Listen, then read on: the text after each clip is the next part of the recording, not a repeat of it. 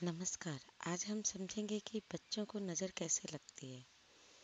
इसके लिए हमने रेफरेंस लिया है literature.awgp.org, अखंड ज्योति पत्रिका, संस्करण 1940, जनवरी।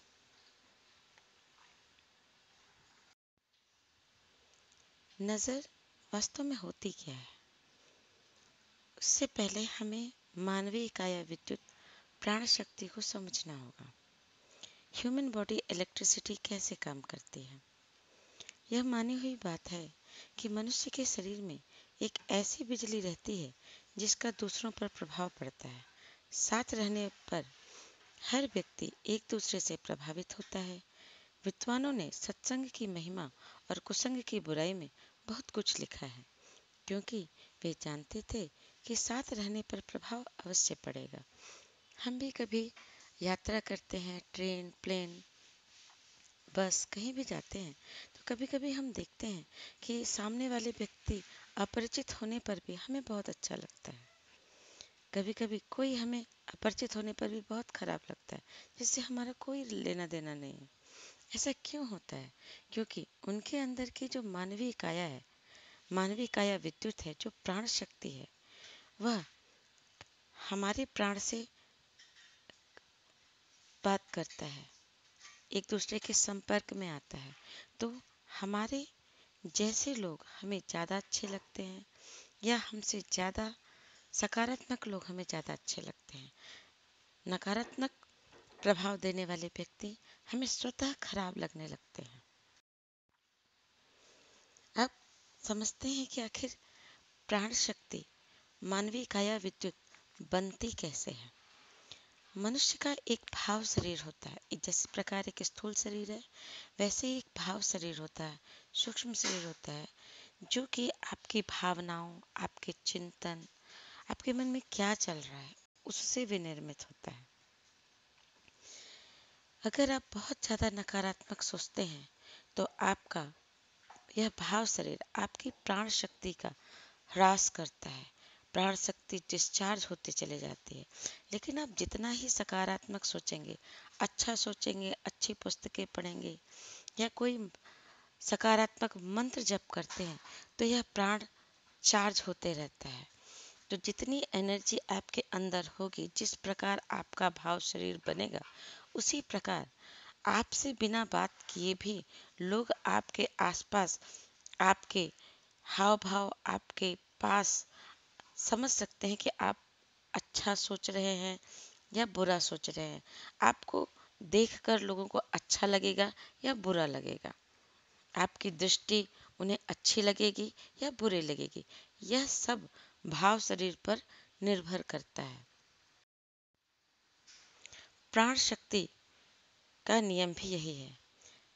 ये इसको इस तरह से भी कहते हैं ना, हित अनहित पशु पक्षी हु चीन्हा।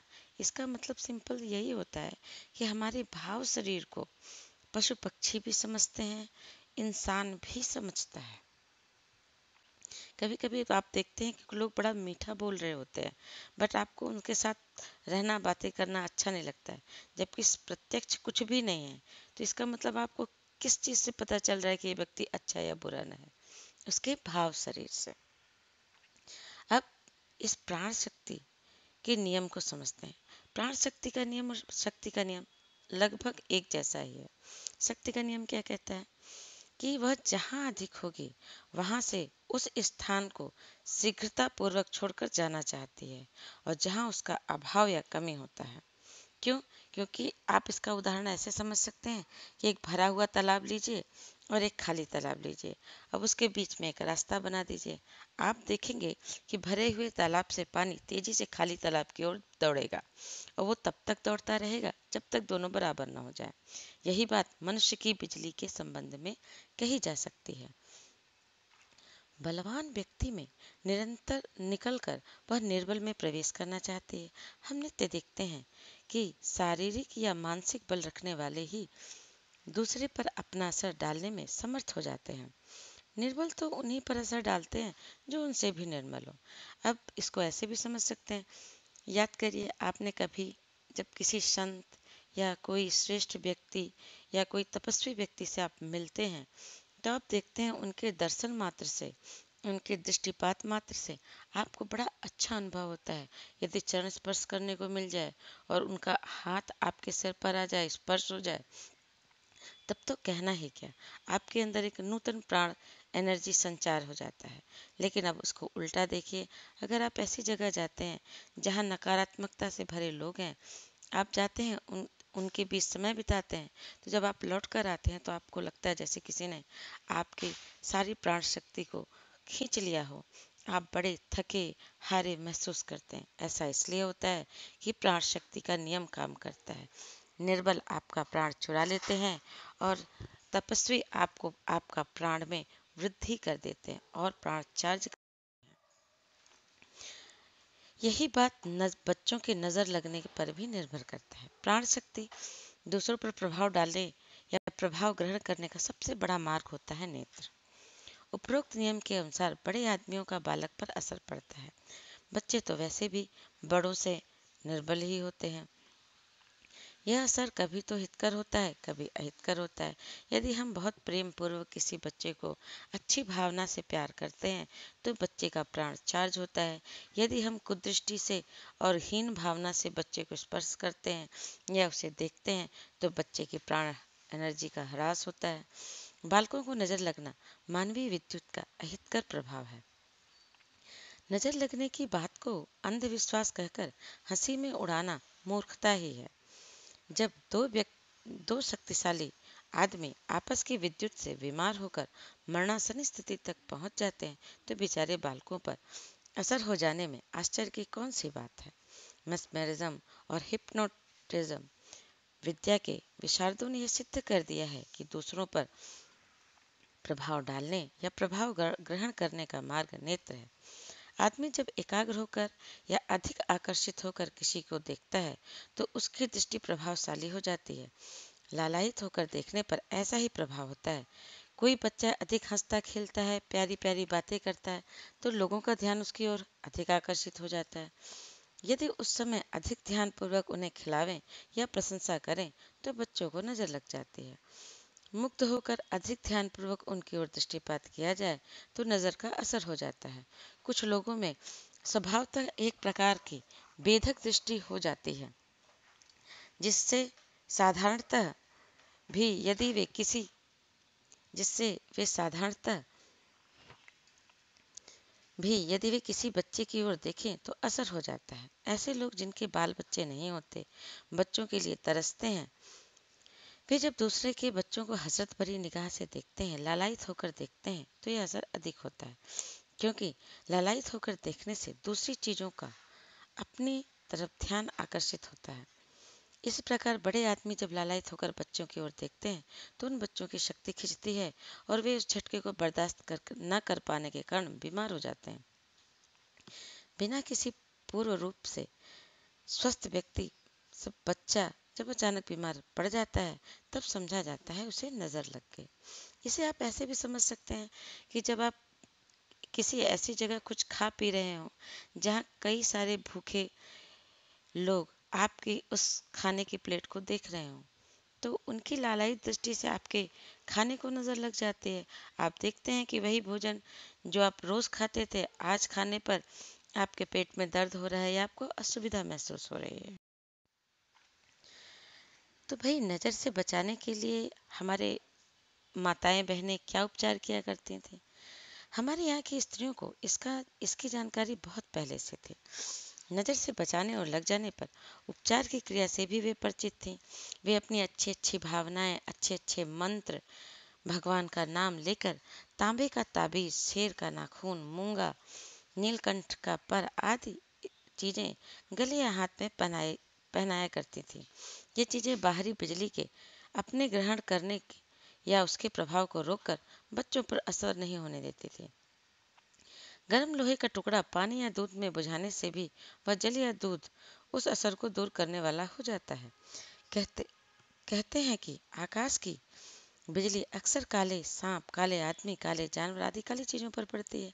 काले कपड़े जाड़े में इसीलिए ज्यादा पहने जाते हैं, क्योंकि गर्मी की बिजली को अधिक इकट्ठी करके अपने अंदर रख लें, अधिक गर्म रहे। इसी नियम के आधार पर नज़र से बचाने के लिए काली चीज़ों का उपयोग होता है।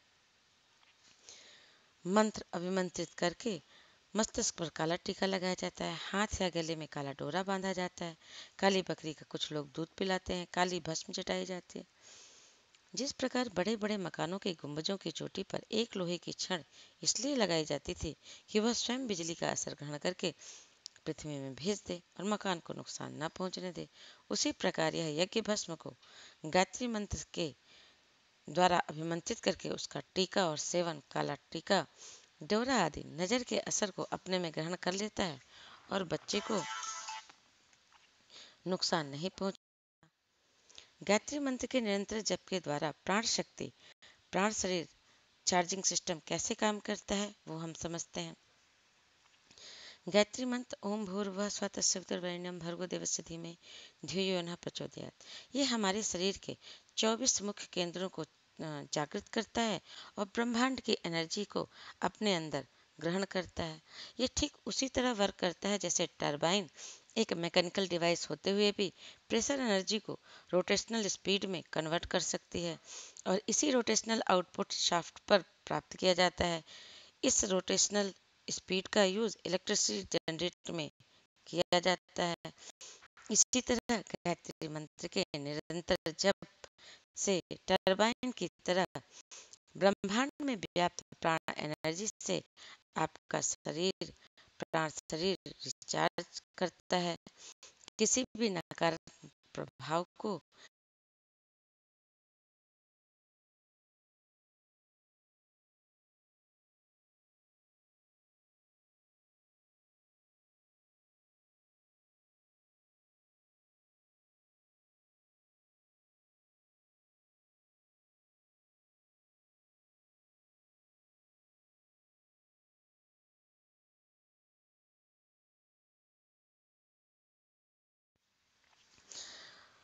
ओम भूर्भुवः स्वः तत्सवितुर्वरेण्यं भर्गो देवस्य धीमहि धियो यो नः प्रचोदयात्। अपनी प्राण शक्ति को रिचार्ज करने के लिए, अपने और अपने परिवार को निष्क्रिय प्रभाव से बचाने के लिए, गायत्री मंत्र के वैज्ञानिक प्रभाव को समझने के लिए आप गायत्री महाविज्ञान जरूर पढ़ें। यह पुस्तक आपको http://literature.awgp.org book super science of Gayatri नाम से मिल जाएगी। आप गूगल में गायत्री महाविज्ञान डालेंगे तो भी आपको इसकी लिंक मिल जाएगी। स्वयं भी स्वस्थ रहें और अपने घर परिवार को भी स्वस्थ रखें, अपने बच्चे को बुरी नज़र से बचाएं और स्वयं के साथ साथ बच्चे की भी प्राण शक्ति को रिचार्ज कीजिए। बच्चे से नियमित कम से कम घर से बाहर जाने से पूर्व 5 बार गायत्री मंत्र जप कर जाने को कहें। कुछ भी खाने या पीने से पहले एक बार गायत्री मंत्र जरूर जपवाएं, जिससे भोजन पर यदि किसी की कुदृष्टि हो तो वह कुदृष्टि निष्क्रिय हो जाए। बच्चे को अच्छी तरंगों के साथ भोजन, जल इत्यादि उसके शरीर में प्रवेश करे, जो उसकी प्राण शक्ति में वृद्धि करे और उसे सभी बुरे प्रभावों से बचाए। यह आपके लिए भी है। आप भी जब भी कहीं बाहर जाएं तो 5 बार गायत्री मंत्र जप कर घर से बाहर निकलें और कुछ भी खाएं पिएं तो एक बार गायत्री मंत्र जप लें। घर में पूजन गृह में एक घी का दीपक जलाकर कम से कम 324 बार यानी 3 माला गायत्री मंत्र नित्य जपें और अपने प्राण शक्ति को संग्रहित कर स्वस्थ सुरक्षित जीवन का लाभ उठाएं। बहुत बहुत धन्यवाद।